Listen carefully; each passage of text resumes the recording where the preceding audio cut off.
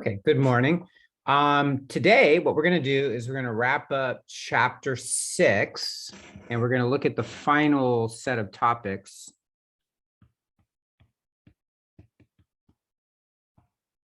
Okay, we're going to look at what are called electron configurations.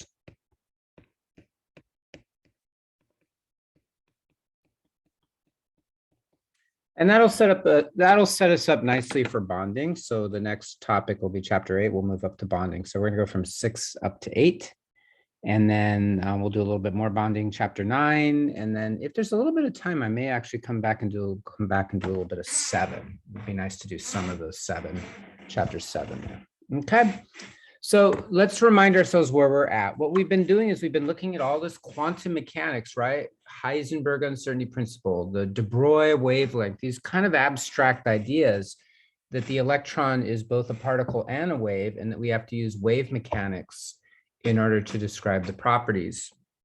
What we're going to look at now is some of the effects of this. And so what I'm going to do is I'm going to put this in as an energy level diagram. This is called an energy level diagram. E is on the y-axis. It's called an energy level diagram. Okay. And what I'm going to do is I'm going to draw, I'll do it as boxes just to kind of stay consistent with your textbook and Alex. These boxes represent the atomic orbitals. Okay.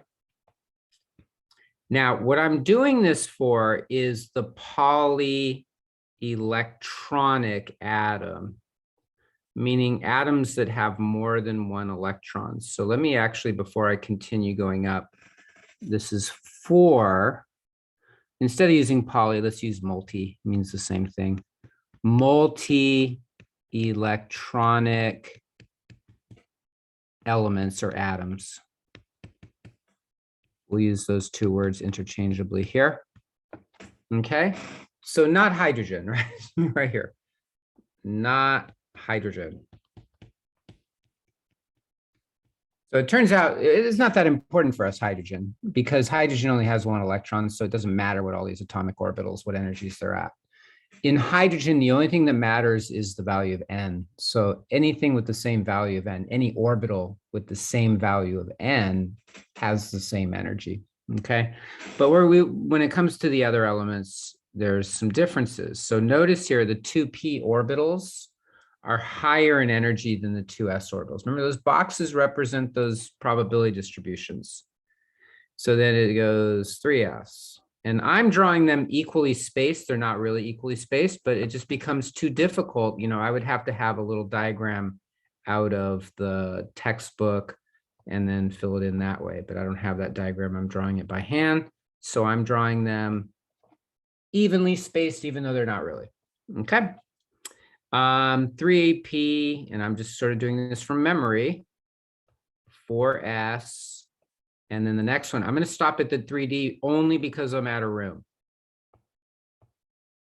Okay. Now, people will do this in different ways. They'll use lines, they'll use circles, they'll use boxes. Sometimes they connect the boxes within a subshell like I did. Sometimes they won't. It does. There is no one way it must be done. The point is, you're representing each orbital with some sort of symbol, and the subshell notation is shown in this diagram. So 1s is the lowest energy subshell. It's called the ground state. Okay. And what we're going to do is we're going to fill in this diagram using electrons and 3 rules. The 3 rules are: 1, Aufbau principle,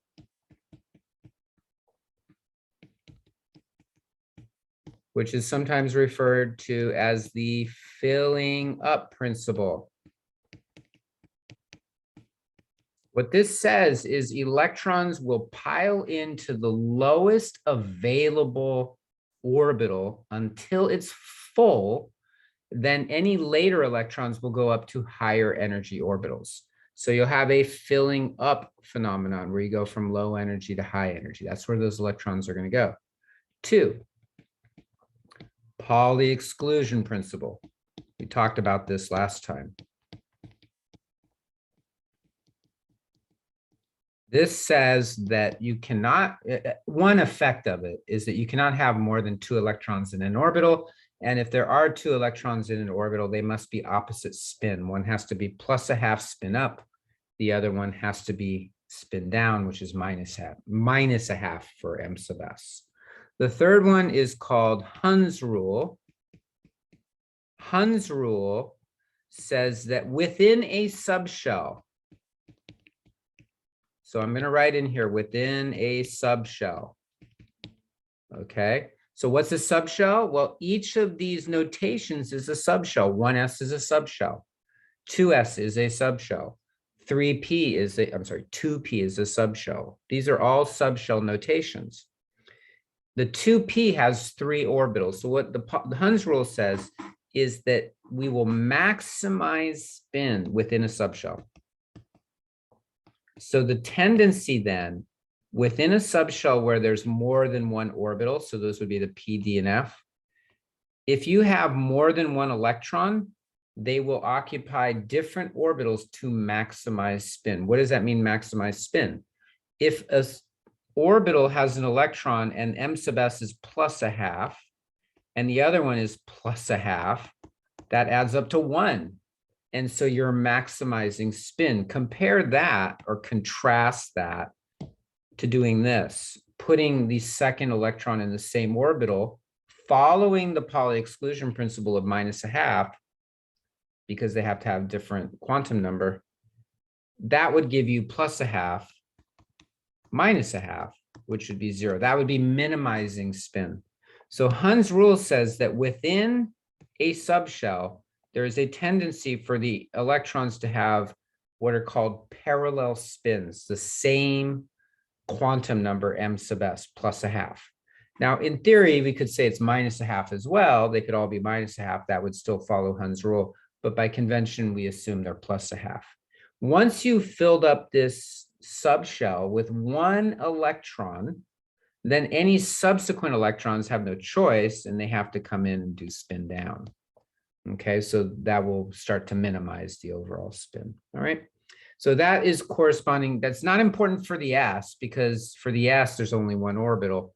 But for the p's, d's, and f's, where you have multiple orbitals within a subshell, you're going to maximize spin. So 1 electron would be spin up, spin up, spin up, spin up, spin up, till you get up to 5, and then spin down, spin down, spin down, spin down, spin down, until you get up to 10. Okay, there are exceptions to this, but for the most part, that's how it works. All right, so those are your 3 principles for how to fill in these electrons. Remember, we're using arrows to represent the electrons. We've used dots, we've used E's, we've used E negatives. Here, we are using an arrow pointing up or pointing down. The arrow represents the electron. The spin is represented by whether the electron is pointing up or pointing down. So what's next is we just essentially fill out these diagrams for different elements and count up spins and things like that. It's kind of fun. So let's take the first one. So I'm going to look at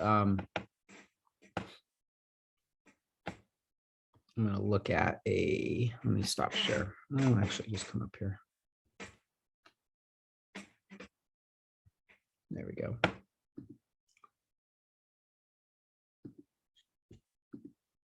There's an Alex problem. Draw a box diagram. So they're calling it a box diagram, right? Of the electron configuration of an atom of a neutral atom of chlorine. So what you got to do is you got to go look in your periodic table and count the number of electrons that are in a chlorine atom. A chlorine atom is element number 17. So it's got 17 electrons. Okay.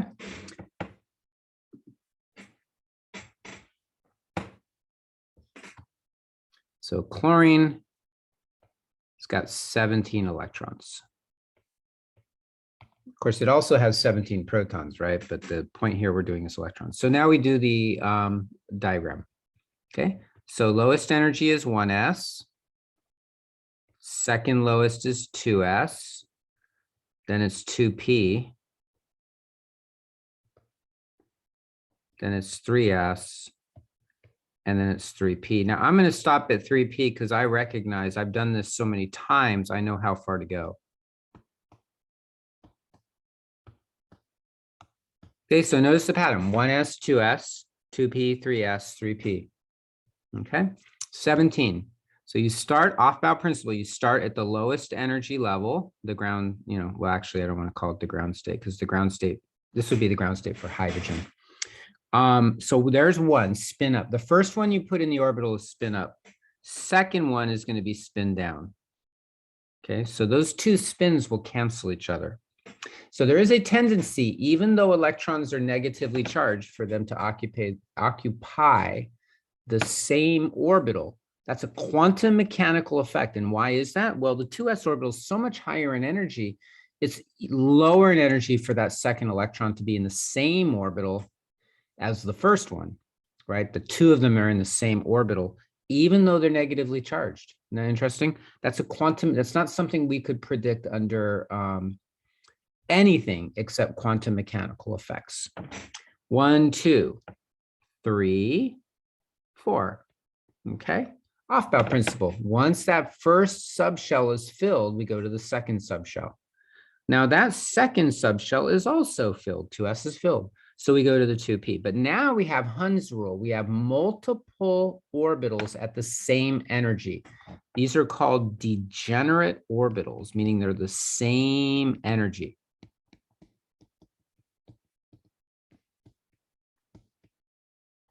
Okay. There are ways to split those orbitals, but not in ways that we need to worry about. So 5, 6, 7, right? That's Hund's rule. Maximize spin within a subshell. 8, 9, 10. So you fill the subshell, then you go to the next subshell. So we're up to 10, 11, 12. That subshell is filled. 13, 14, 15, 16, 17. Hund's rule. Now we have 5 electrons in this subshell. And 1 is unpaired. What does that mean, unpaired? That means it's all by itself. It does not have a counter electron of opposite spin.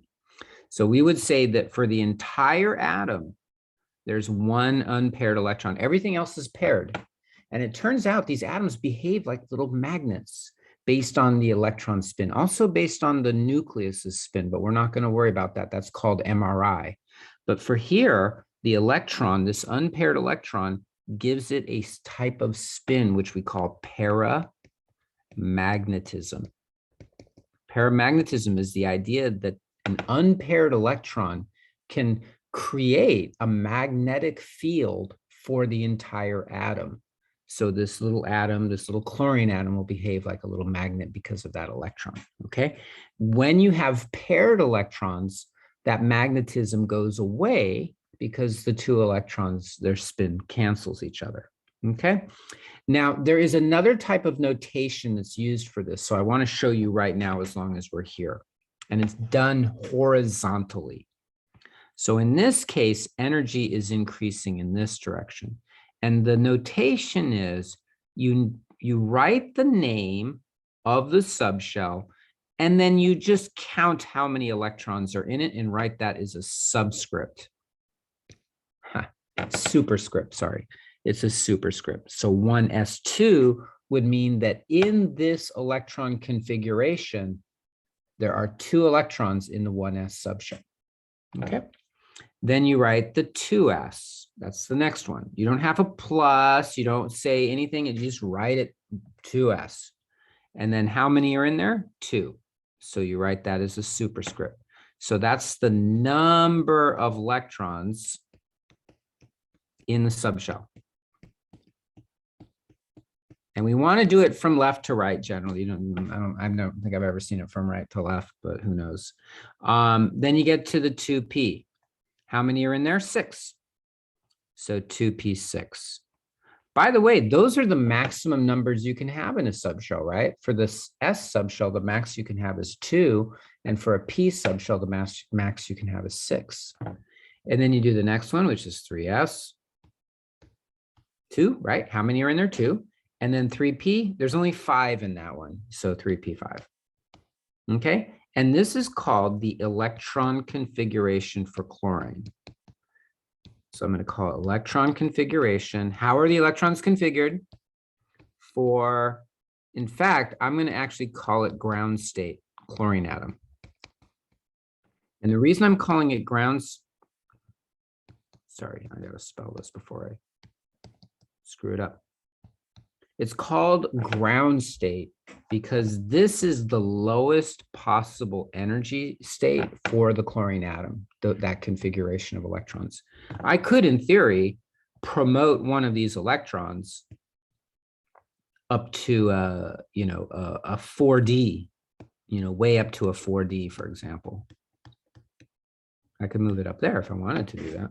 And then it would no longer be the ground state. It would be an excited state, right? If you move one of those electrons. So this is, these little electrons are filling up these energy orbitals, which are defined based on quantum mechanics, what wave equations are going to be around the nucleus. And this would be the configuration. Okay. Now, I'm going to give you another term, which is mostly used for the next chapter, but I want to mention it to you because it's important. If you look at the highest value of the principal quantum number, highest value of n, right? The principal quantum number is n. It's a 3 here, right? There's a 1, there's a 2, and there's a 3. The highest value of n is 3. Okay? We're going to call that the valence shell. The highest value of n shell in the ground state configuration is what's called the valence shell. And that'll be important in terms of chemical bonding. So what you can do is you can say, okay, since n equals 3 is the highest value of n that has electrons, how many electrons are in that valence shell? Well, there's 2 in the 3s and 5 in the 3p. So the number of electrons in the valence shell is 2 plus 5, which is 7. So we would then say that chlorine has 7 valence electrons. Okay, and we'll talk more about that. It turns out that the group number for the nonmetals will tell you how many valence electrons an atom has. In this case, chlorine happens to be 7. So let me do another one for you.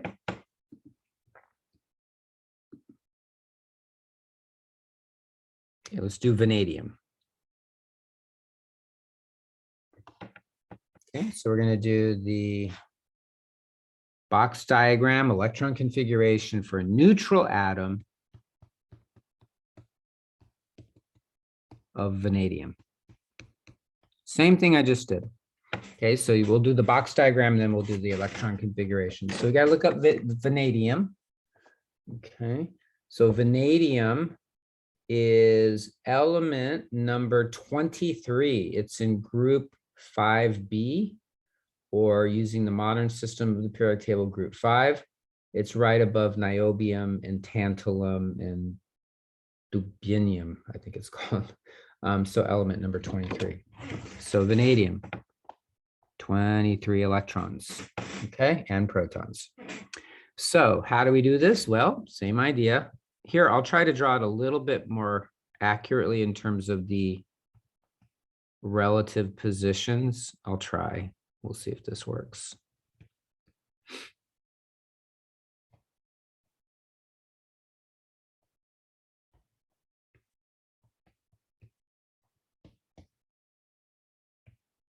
See how they're converging? They're getting closer to each other. And this is energy on the y-axis. I'm not going to show that, but it's energy. And my boxes are getting smaller just because of the way my brain is doing this. 4s is closer. And then 3D. All these boxes. This is just art, right? This is just how you would represent this information. There's no particular way that this has to be done in general. There's no agreed upon way, I should say, in terms of how these diagrams are drawn. So if you wanted to draw a little Pac-Man and then put the electrons in there, there's nothing wrong with that. Yet, at some point, someone will probably come up with a system you have to use. Okay, 23. So again, same idea, off-bow principle. You fill up each subshell first. Spin up, spin down, spin up, spin down. 1, 2, 3 there, right? Why? Hund's rule. 4, 5, 6. Fill up the subshell. Just keep going up until you run out of electrons. By the way, sometimes people use arrows with only one side. They'll do it this way and that way. That's actually kind of cool to do it that way, right? Saves you some time, saves you some space, and it looks cool. And we're getting close to 23. We're not there yet, though. 2, 4, 6, 8, 10, 12. Oh, I'm sorry. I do those first, then we do these ones. Okay, so that's 20.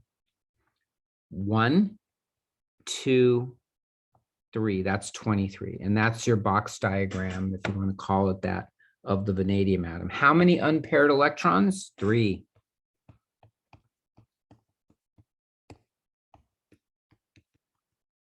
So we would say that vanadium is a paramagnetic atom because, or a paramagnetic element because of these unpaired electrons. Vanadium is added to steel, to iron when you make steel, okay?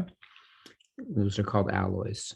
Again, we can do the horizontal notation as well. So in this case, energy is increasing in this direction. And then we just draw this out, 1s. How many? 2 are in there. 2s, how many are in there? 2. 2p, 6. 3s, 2. 3p, 6. 4s, 2. 3d, 3. It's kind of harder, it's not as obvious, I should say, to figure out the number of unpaired electrons in this notation. You can, because you'll say, oh, I recognize that the 3D has 5 orbitals. So if there's only 3 electrons in there, none of them will be paired. So all 3 are unpaired.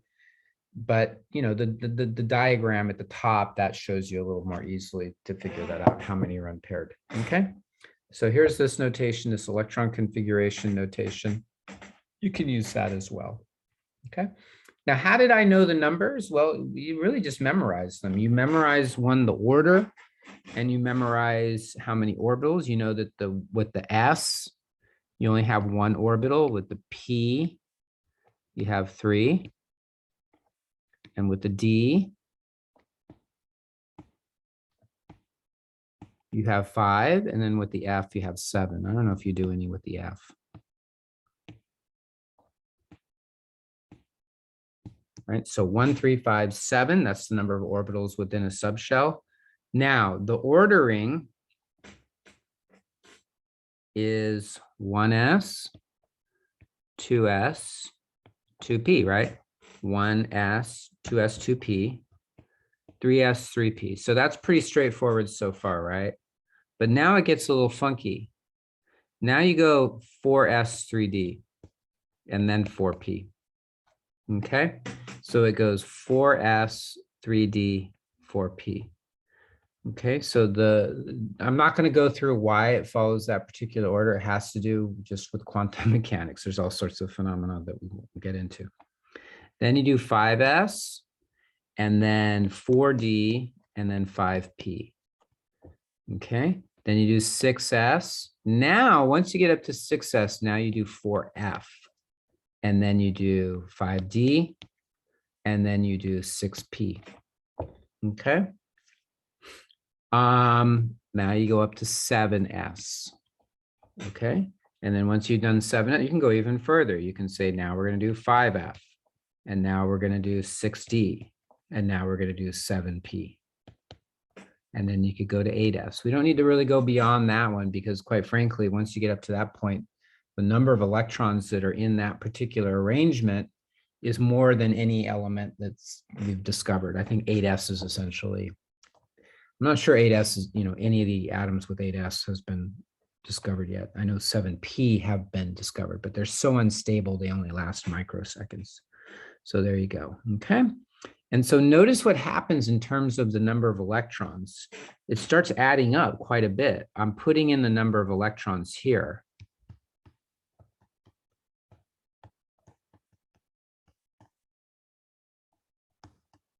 This is the maximum number of electrons. 2, 2, right? The S is 2, P is 6, S is 2, P is 6, 2, 10, 6, 2, 10, 6, 2, 14, 10, 6, 2. That's a lot of electrons. 14, 10, 6, 2. Add all that up, and I think you get like 120. That goes up to like 120 electrons. What's our periodic table? Our periodic table goes essentially, okay, this one is a little bit older. This is from like the late 90s when they had discovered element 114, 116, 118, but not even 113, 15, and 17. So 118, these, by the way, have new names, is, that's like right here. If you get all the way up to there, that's element 118. That's as high as you're really going to go in terms of, and nature doesn't even go that far. That's just in the laboratory. Nature really stops at 92, which is broken out over here as uranium. There's probably in nature a little bit of neptunium 93 and a little bit of plutonium 94, but not very much of it. Really, it kind of stops around 92, okay? So everything else beyond that is just stuff we've made in the laboratory, okay? So there you go, all right? There are, what do you call them? There are little diagrams you can use, but what I would do is I would just, try to memorize it as far as your brain is able to do. 1s, 2s, 2p, 3s, 3p, 4s, 3d, 4p, 5s, 4d, 5p. The pattern is, there are patterns to it. I'm not going to go over those patterns, but if you feel like, no, I just can't memorize these, then go ahead and write it on a 3x5 card and have it next to you. But keep in mind, if you ever take a professional exam, you're not going to have a 3x5 card, and they may want you to do these configurations, and you'll have to do it based on actually knowing what this order is. They may even give you up to like, up here or up here or up there. They may do that because they're trying to weed out the people that know it really well from the people that don't really know it so well. Okay. So in any case, there's your diagram, there's your electron configuration. Okay. What I want to do is let's see here, another one. All right, let's take a look at this. This is an interesting little problem. I don't think I've done it before. I don't recall doing it. Interpreting the electron configuration of a neutral atom. A neutral atom has the following electron configuration: 1s2, 2s2, 2p6, 3s2, 3p6, 4s2. See how I'm reading it? You just say the name of the subshell, 1s, 2s, 2p, and then you just say the number it's above it. That's the number of electrons in that subshell. So the 4s subshell has 2 electrons. What is the chemical symbol for the atom? Ooh, that's a good one. How many electrons does the atom have, and how many 1s electrons? Now, these are really basic questions. These are obvious ones. If you have one on the exam like this, congratulations, you got to give me, right? Okay, so how do you figure out what element it is? Just count up the number of electrons, and that'll be equal to the atomic number. It says it's a neutral atom. If it were an ion, it would be more complicated, but it's a neutral atom, it says. So you add them up. It looks like there's 2, 4, 10, 12, 18, 20, 21 electrons, right? So what element? Well, you come to your periodic table. 21 is scandium. Right here, 21, that's scandium. So the symbol would be Sc for scandium. How many electrons does it have? Well, we already have our answer there, 21. How many 1s electrons? Well, that's a gimme too, right? There's 2. The 1s has 2 electrons in it. The 2s has 2 electrons. It's given in that notation. Okay, let's take a look at another one. A neutral atom has the following electron configuration. What's the chemical symbol? So you add up the electrons, 2 plus 2 plus 6 plus 2 plus 6. So that's 18. That's argon. 18 is argon. I happen to know that one. Argon is right over here, 18. So it's 18 electrons, argon. And again, the 1s is just got 2. They asked you how many 3p, it'd be 6. If they asked you how many p total, it'd be 12, right? Because you got 6p in the 2p. And 6 electrons in the 3p, 6 plus 6 is 12. Okay. Any that are even more, it doesn't even get more interesting than that. Those are too easy for you, okay? So let's take a look. Oops. Let's take a look at the next problem.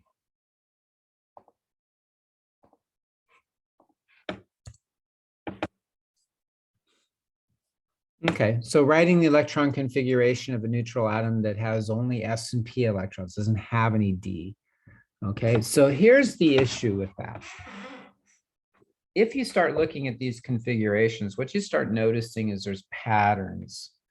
And so the pattern is when you look at the outermost electrons, if the outermost electron in an atom is an s electron, like 1s or 2s or 3s, it's in these first 2 columns here. So the first 2 columns are called the s block. If the outermost electrons are in a d, that would be here in the center, the transition metals, that's called the d block. So we have different names, s block, d block. If the outermost electron is a p electron, then it's over here on the right side. And so that's called the p block. If the outermost electrons are in an f orbital or an f subshell, that would be the f block, which is down here, which we call the lanthanides and actinides, all right? So there's another notation for the periodic table, s block, d block, p block, and then f block. Isn't that cool? S, P, D, F. Okay, so then you got an idea here why the numbers work out the way there are. Why are there 2 columns here that are taller than the other ones that come after? Well, S1, S2, you can only have 2 electrons in the subshell for an S, so you have 2 columns. But for the D, you can have 10 electrons. You can have D10. So there's 10 columns there. Now, Mendeleev didn't know that when he was doing this. He didn't have the theory of electrons back then. He just arranged this, but it turns out that's kind of the arrangement of the electrons is really not based on anything other than quantum mechanics, to be honest with you. Okay. Then out here, there's 6 electrons maximum in a p orbital, right? In a p subshell, 3 orbitals, 1 subshell. So you have 6 columns out here. Works out perfectly. 14 down here because the F can go up to 14 electrons. And so there you go.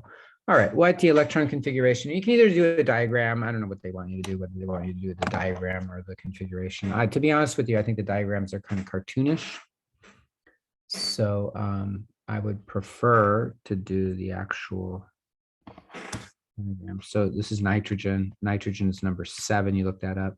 It's, 1s, then 2s, and then 2p. I'm going to stop there because I know it doesn't go beyond that. 7. We can put up to 2 in there, right? A maximum of 2, a maximum of 2. That leaves us with 3 left. We can go up to 6 with a 2p, but we only have 3, right?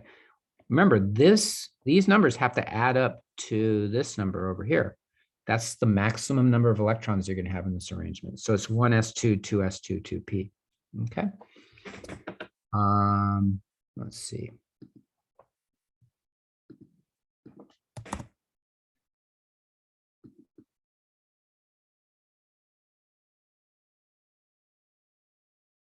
Okay.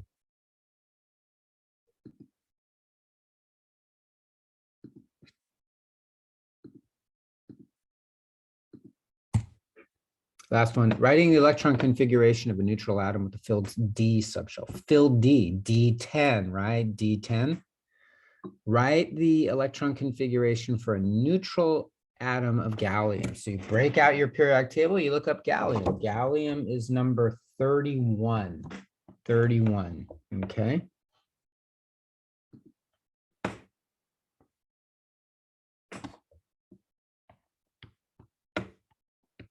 Okay, so how do we do this? Well, 1s, then 2s, then 2p. So it goes 1s, then 2s, 2p, 3s, and 3p.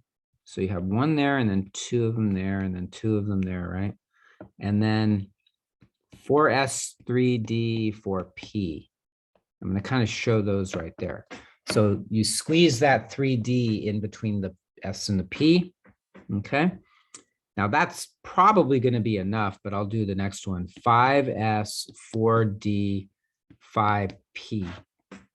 That's kind of how I remember it, like that. You know, 1S, then 2S, 2P, 3S, then 3P, then 4S, 3D, 4P, and then 5S, 4D, 5P. Okay. I'll show you the next one as well. 6S, 4F, 5D, 6P. So see what happens? F is 2 numbers lower, D is 1 number lower, and then the S and the P are the same. Okay. And then you could do the next one too. You could do 7S, 5F, 60. D is 1 lower, and then 7P. And then patterns, you can, at some point you start getting into G's, but we just don't have that. The atoms don't seem to be stable once they get up to that number of electrons. We don't have to go that far. We only have 31 electrons. So 2, I screwed that up. 2, 6, right? Why am I filling them completely? Because I know I have 31. So I know these lower ones are going to be filled. 2, 6. That does not add up to even close to 31. That adds up to 18. Another 2 gives you 20. Another 10 gives you 30. Now we're getting close. We're up to 30, right? So it's only 1 there. Isn't that interesting? So here's what you end up with gallium. You end up with filled, filled, filled, filled, filled, filled, filled, only 1 electron right there. Okay. There you go. So there's your 31. All right. And then that's pretty much how that works. I do want to talk a little bit about the pattern of the periodic table in here. And so let me, this can help you with different topics. So let me bring up another window here.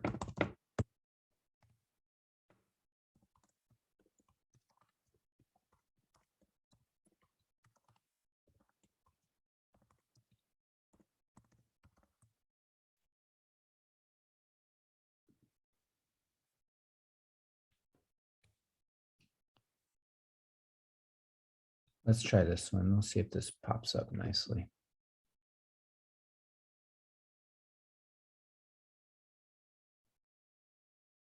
Okay, review quantum mechanics. Here we go. All right, what I'm going to do is just try to make this as big as I can on the screen, and then hopefully,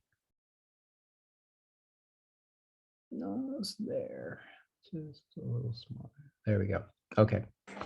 So let's come over here. I'm going to stop sharing this one and then show you this diagram here. This may help you in terms of doing these problems, but it's also useful in terms of future courses. Okay. So I mentioned this idea of the blocks, SPDF blocks, right? The first 2 columns is the S block. So what they're doing in this diagram is they're showing you where for each element, what are the outermost electrons, the higher energy ones, right? So hydrogen only has 1 electron, so it's 1s1. That's the entire configuration for hydrogen. Helium is 1s2, right? That's all the way over here. And technically speaking, we might want to put it over here, right? Because it looks like it's an S block element in terms of its arrangement. But for historical reasons, they put it over here based on the idea that it's closed shell, that the n=1 shell is closed. All these elements over here, the shells are closed, essentially, meaning they're filled. Okay. So lithium 2s1, beryllium 2s2, the outermost electrons. That's what we would call valence electrons. And then you go to boron, all the way over here. It's 2p1, carbon 2p2, nitrogen 2p3, 2p4, 2p5, 2p6. Okay. So P block over here on the right side. In this particular diagram, it's in green. So what you can do is you can kind of figure out a little bit about electron configurations just by looking at where they are. So for example, if I know it's in the first 2 columns and I'm in the 5th row, I know that the outermost electrons are 5s. If it's over here and it's in, let's say, the 5th row, 1, 2, 3, 4, 5, I know it's 5p. So this would be 5p6. This would be 5p. Oh, I'm sorry. 1, 2, 3, 4, 5 down here. So 5p6, 5p5, 5p4, 5p3, 5p2, 5p1. Keep in mind the D is one lower. So, 4s, 3d, 4p, right? The S and P in the same row are the same principal quantum number, 1, 2, 3, 4, 5. But the D in the same row, in the same period, is one lower than the S and the P. And then the F is two lower, right? So if you look at the lanthanides, which are the 4F, they show up here. They show up right here. These elements right here would be right between lanthanum and hafnium right there. So here's your 5D, but this would be 4F. So, right, so the F is one lower than the D, and the D is one lower than the S and the P. And there you go. So there's your pattern, or some of the patterns right there. Okay. And there is another notation that I want to show you. And the notation, I don't think there's an Alex problem where they make you do it, but it's called noble gas configurations or noble gas notation. So it's based on the following idea. Noble gases are for the most part unreacted. There are exceptions to it, but they're for the most part unreacted. And they're unreactive mainly for quantum mechanical reasons, that the P subshell is completely filled. And then the D subshell that comes before it is also filled. So there's just, nowhere for the electrons to go for it to be reactive, and losing the electrons is actually pretty difficult. We'll talk about that in chapter 8. So what we can do is we can actually write a notation that kind of saves us a lot of space based on the periodic table. So what we would do is we would say that a potassium atom, which is element number 19, is really the same configuration of electrons as the argon atom, one element before, right? This is 18, this is 19. The potassium is essentially argon with one extra electron, right? And that calcium is essentially argon with two extra electrons. Now that's, obviously it has more protons as well, but in terms of the electron configurations, that's what we're talking about.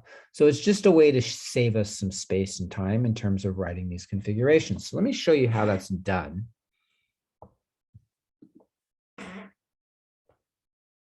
And again, you really want to have your periodic table available to be able to do that.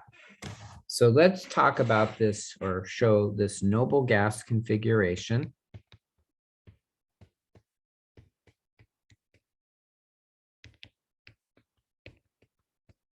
Okay.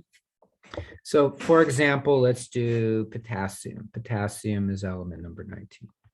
What you do is you look at your periodic table and you find the noble gas that is the closest to the element potassium, but comes before. It has to be before. It has to have fewer electrons. So that would be argon. Argon has 18. So you first identify the noble gas. Well, that would be argon, which is 18. So then what you do is you take the noble gas symbol and you draw square brackets around it. Okay. In this context, the square brackets means, oh, same electron configuration as. So this means that whatever I'm going to show here has the same electron configuration as argon. But remember, potassium is number 19, so it has one more electron. So you just have to figure out what electron that is. And the way you do it again is 1s, 2s, 3s, 4s. Okay, it's in the first column. It's in the fourth row, the fourth period. So that's 4s1. So you would write 4s1. Okay, now, do the numbers work out? It's got to, right? Because argon has 18.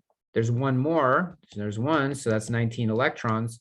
Well, that's exactly what we're looking at for potassium. So the way we would describe this is we would say that the potassium atom has the same configuration as argon with one extra electron, which is 4s1. Okay. If it was in the second column, it would be 2. So calcium is number 20, it would be 4s2.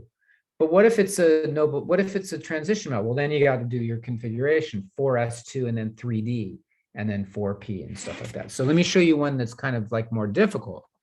So the most kind of, I wouldn't say most difficult, but let's say we wanted to do bromine.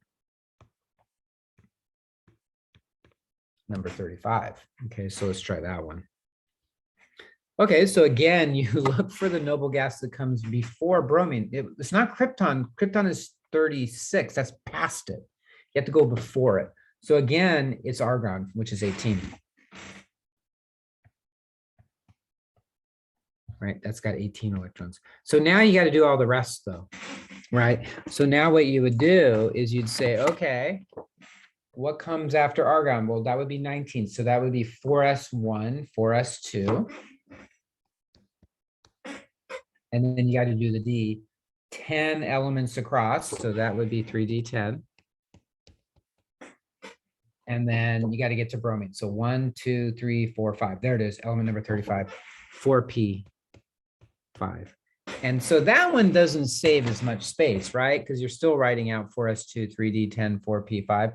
But it does save you the 1s2, 2s2, 2p6, 3s2, 3p6. It saves you all those. So it does, even with, that's about as bad as it gets.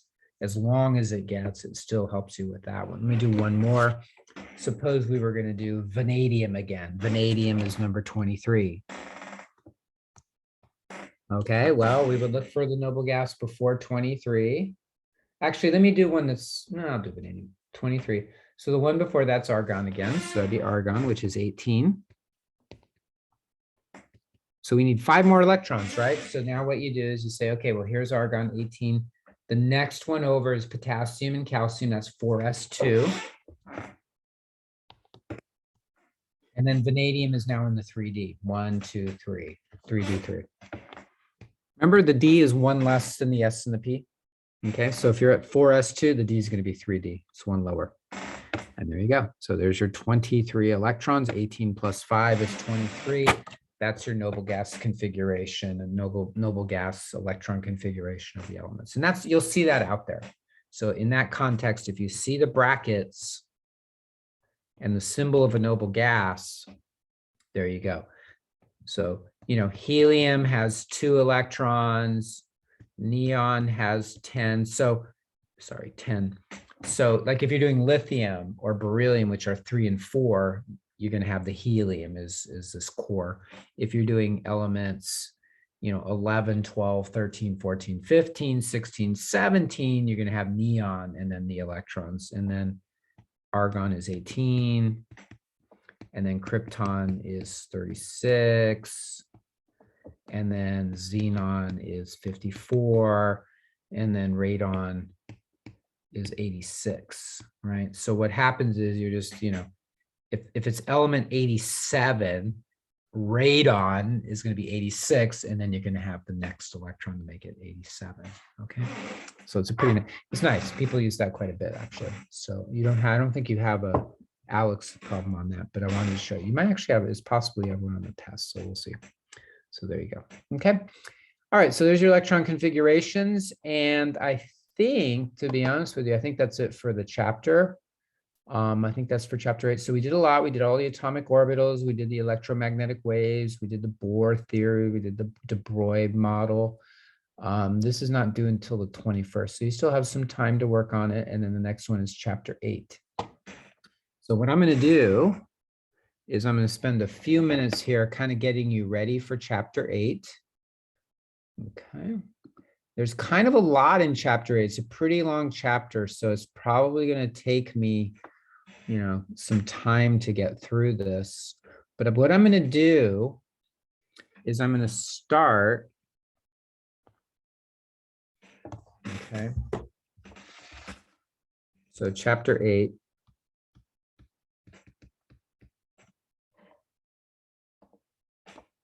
Chemical bonding 1, we're going to call it.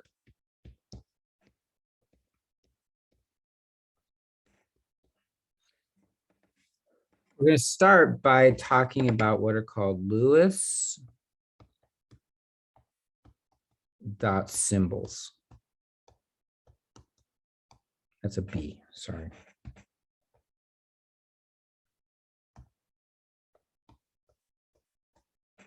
Lewis dot symbols. The way Lewis dot symbols, what we do is we use the symbol for the element.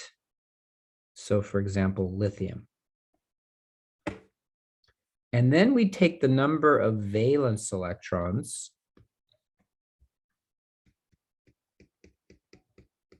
and we represented, so R represented using a dot like this, a dot.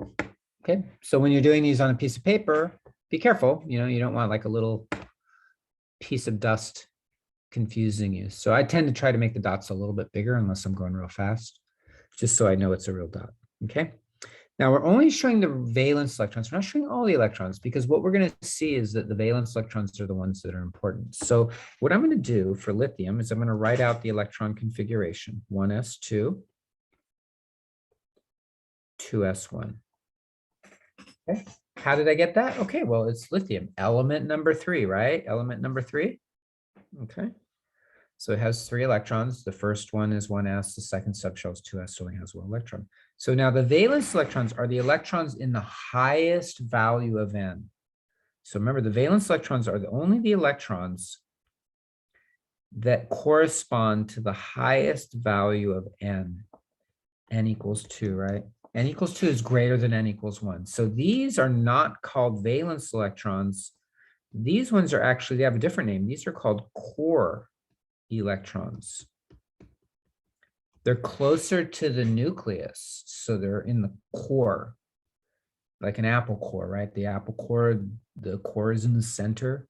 These are what are called valence electrons. Okay, so the core electrons are any electron that has a lower value of n. Okay, so in this case, there's 2 core electrons and 1 valence electron. So what you do is you represent that 1 valence electron with a dot. And there you go. This is called the Lewis dot symbol for lithium. It's the symbol of the element with the number of valence electrons represented as a dot. Now, what happens if you have more than 1 electron? In general, what we do is we put them in corners around the element. So let me show you carbon, for example.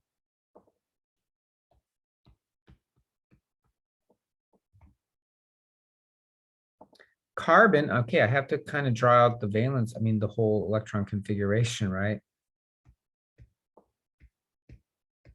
Okay, carbon is element number 6, okay? 6 electrons, so it's 1s2, 2s2, 2p2. The highest value of n is right here. These are all n equals 2. Right, so that's the valence shell. Now, if there were electrons in the 3s, then that would be the valence shell. 3 would be the valence shell, but there's none up there. There's only in the 2, so that's the valence shell. So how many are there? There's 4 electrons. You got 2 here and you got 2 there, so there's 4 electrons in the valence shell. So we represent them as dots, and generally what you do is you put 1 on one side, you put the second one on the next side, and you go, it doesn't matter whether you go clockwise or counterclockwise. Different books will tell you to do it differently, but the point is you put 1 on each side around the symbol. So there's your 4 Lewis dots. Each of those dots represents an electron. Now keep in mind, notice what we're doing. We're representing the electron not as a wave, but as a particle, because the electron has both properties. It behaves as a wave and it behaves as a particle. In this context, we're representing them as particles, not the core electrons. We're not representing the core electrons. Okay. Now you in a biology class may have seen something like this, where you put the nucleus at the center and then you draw the shells around it as little concentric circles. And then you follow this rule of like 1, 2, 3, 4, 5, 6. And then this is your valence shell. This is actually a useful model. This shell model is actually can be pretty useful. But for now, we're not using that because really what we're trying to do is we're going to try to draw what are called Lewis structures, and the shell model doesn't really help us for that. We're going to use these Lewis dot symbols instead. Okay, let me show you another one. So let's do oxygen.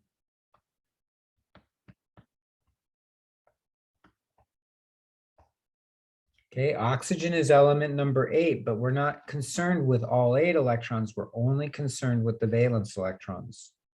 Okay, so what do? We write out the electron configuration: 1s2, 2s2, 2p4. The highest value of n is 6. I'm sorry, is 2. And there are 6 electrons in the n equals 2 shell, which we will call the valence shell. 1s, 2 electrons in the n equals 1, that's the core shell. Okay, so oxygen, we write the symbol for the element, and then we go around and put 1 on each side. 1, 2, 3, 4. But now we have all sides taken. So what do? Now you put a second one next to one of them. And again, it doesn't really matter where you do this. You can do it on top or bottom, left or right. But the point is each side has a maximum of 2 electrons under this kind of notation. So we have to draw all 6, and we've drawn all 6, and there you are. So this is, again, the Lewis dot symbol for oxygen. Okay. I can show you one more, which would be strontium.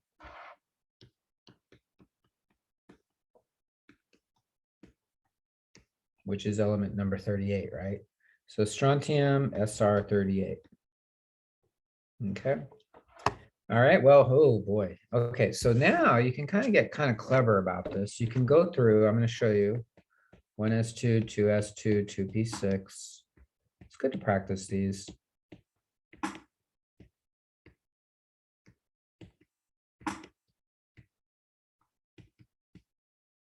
There we go. I think I got that right.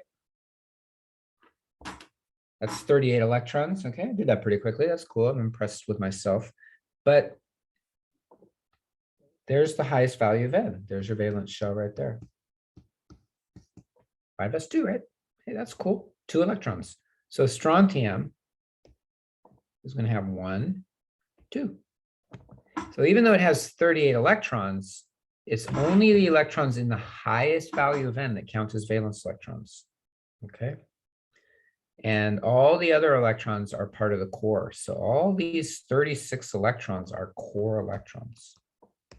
Now let's remind ourselves, 36 was krypton. So see how this works? Krypton is the first 36 electrons, that's the core, and then you got your valence shell, which is the 5s2 in this particular case, only 2. Okay.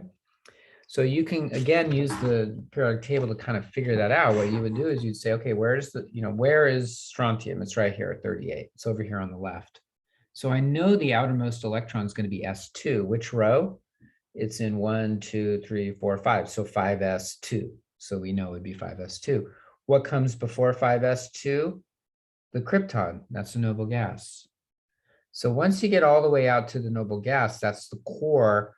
And then the next electrons are going to be the valence electrons. So that's an easier way to do it, perhaps. Okay.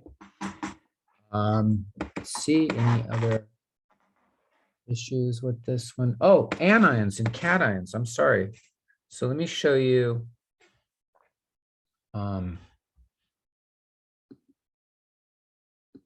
That they're going to have you do ions here too. That's kind of cool. So draw the Lewis dot diagram for the H plus cation.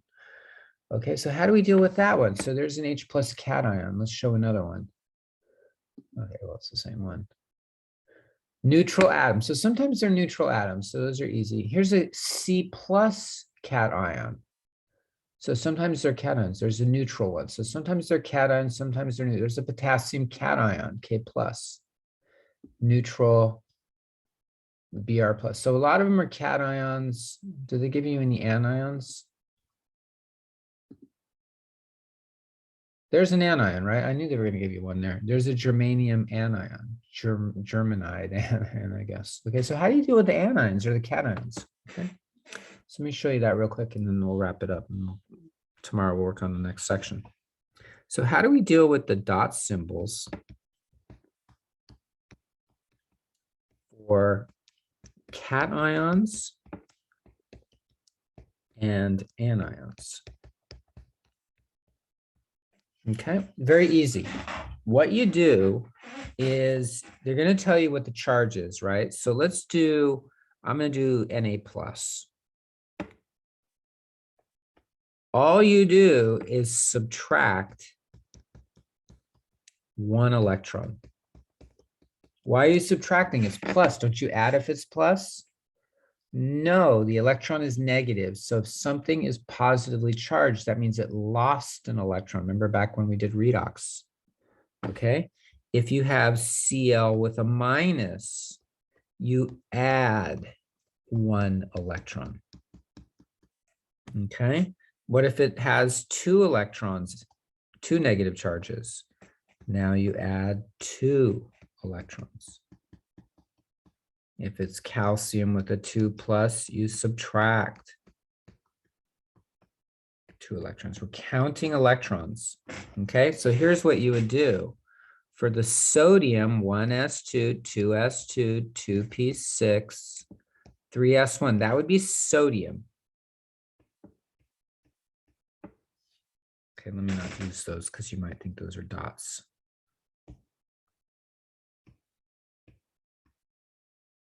That's sodium.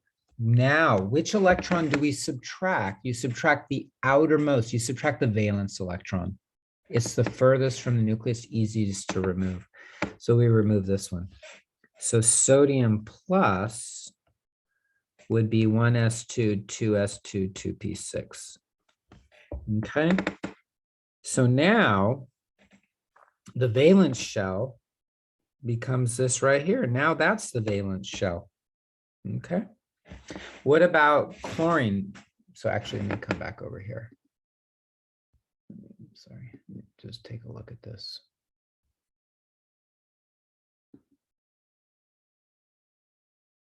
Okay. So now let's do the chloride. We're going to add electrons. So what's Cl?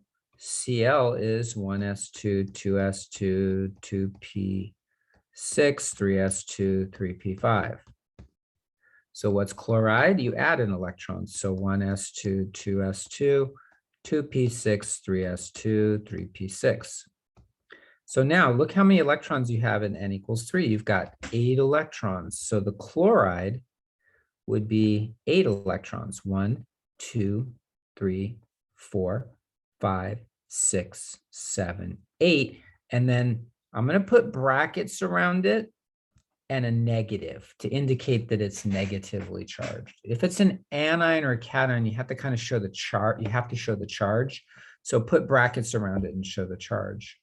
Okay. What about oxide? Here's O. Element number 8, 1s2, 2s2, 2p6. Now we're going to add 2 electrons. 1s2, 2s2, 2p6. I'm sorry, my mistake, 2p4. I was going too fast. So it's element number 8. Here's your valence shell, 6 electrons for oxygen, but oxygen with -2 is now 2p6. You put the extra electrons, you fill this up. And then if it's completely filled in, you go to the next subshell. So now, what do you got here? You got 8 electrons there. So oxide would be 1, 2, 3, 4, 5, 6, 7, 8. And again, it's -2. By the way, look at that notation there. What it shows you is that oxygen has the same number of valence electrons as chloride does. They both have 8 electrons. Okay. Now, what about calcium? Well, okay, calcium is +2. Let me draw this further down here. Okay, well, let's do calcium first. 1s2, 2s2, 2p6, 3s2, 3p6, 4s2. Sorry, that's 20 electrons right there. It's element number 20. Okay, so 4s, there's your valence shell right there. So this would be calcium 1, 2. But what about calcium plus 2? Now we're going to lose 2 electrons. You lose these ones here. Those are the outermost. You lose those. So this gives us 1s2, 2s2, 2p6, 3s2, 3p6. So generally what people will do is they'll say, since this is an ion, the valence shell is empty. We've removed all the electrons. So they'll just write it as Ca 2 plus, right? So what they'll do is they won't say that this is now the valence shell. That would be one interpretation, to say that's the valence shell now, because it's the highest value of n with electrons. But generally what people will do is they'll say, since it's positively charged ion, it's lost these 2 electrons, so it's empty. That, that configuration doesn't have any valence electrons in it. Okay. And there you go. Okay, so that's the Lewis dot symbol, which is just the first section of chapter 8. I wanted to get through that today, just to kind of get you an introduction into it. So what we're going to look at starting tomorrow is chemical bonding, what's called covalent bonding. So we have a lot of theory behind that. Chapter 8 is a lengthy chapter. It's probably, I think it's actually the most expansive chapter of the entire course. So we'll start working on that tomorrow with section 8.3. And have a great day.